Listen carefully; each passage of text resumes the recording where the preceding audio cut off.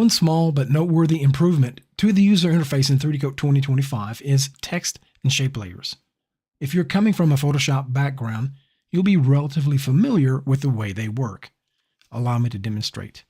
The text and shape layers have their own dedicated icons, and if I were to select outside those icons, I could select the layer itself, but I would not be able to immediately start editing until I select the tool or click on the shape or text layer icons.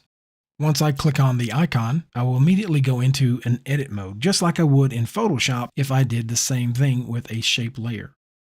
Let me hit the escape key to drop that shape selection. Likewise with the text layer, if I click to the right of the icon, nothing is happening, but once I click on the icon, then it puts me into a preview or edit mode.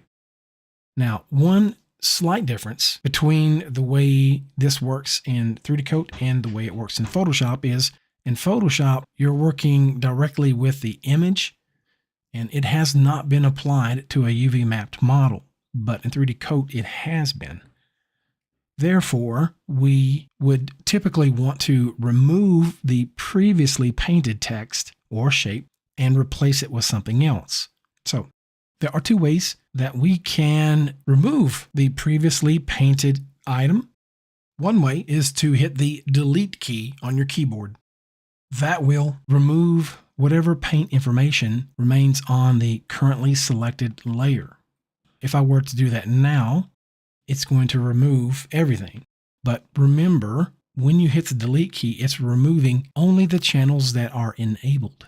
For example, I'll hit Ctrl-Z to undo, and then I will click on the depth channel to disable it. Now when I hit the delete key, what's going to happen is it's going to delete only the color and the glossiness. It's not going to delete the depth information. So let me hit the delete key now. Okay, I'll hit the escape key to drop that preview, and you can see the depth is left behind. We have another option though, and that is clear the layer before applying. This will effectively delete it for you when you hit the enter key or the apply button automatically. Okay, so let's go ahead and make a small tweak here. I will click the text layer icon again, and I'm going to check clear the layer before applying. And then I'm going to change the text.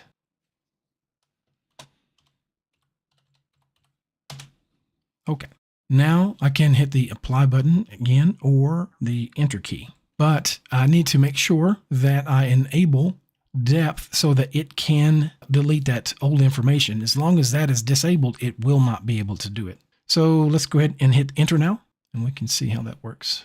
If you want to quickly remove the preview, you can hit the escape key. Now, if you want to know more about how the text tool or the curves tool works, we have separate videos that cover each one in greater detail. Let's now select the shape layer icon, and it will switch me to edit mode. Now, let's say I want to make this straight instead of curved. I can do that a few different ways. I can adjust it manually by clicking on a control point and moving it into place. But that's probably a bit too much time and effort.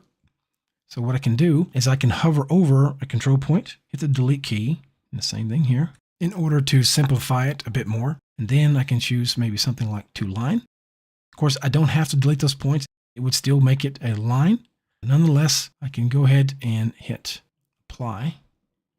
And it's made some changes. But in this situation, I don't get exactly the result that I was looking for. And that's because I have a bit of fall off enabled.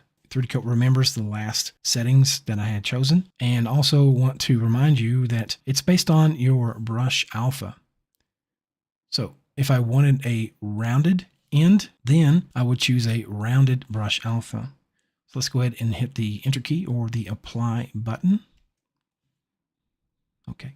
Once more, that may not be what I want. So I will choose a square brush alpha. I can make it a little bit rounded on the edges and try that and see how it works. Let's go ahead and hit the enter key. Okay. I may want to make it a little bit more crisp. So this time I'll choose a different square brush alpha. Now I'll hit the enter key once more.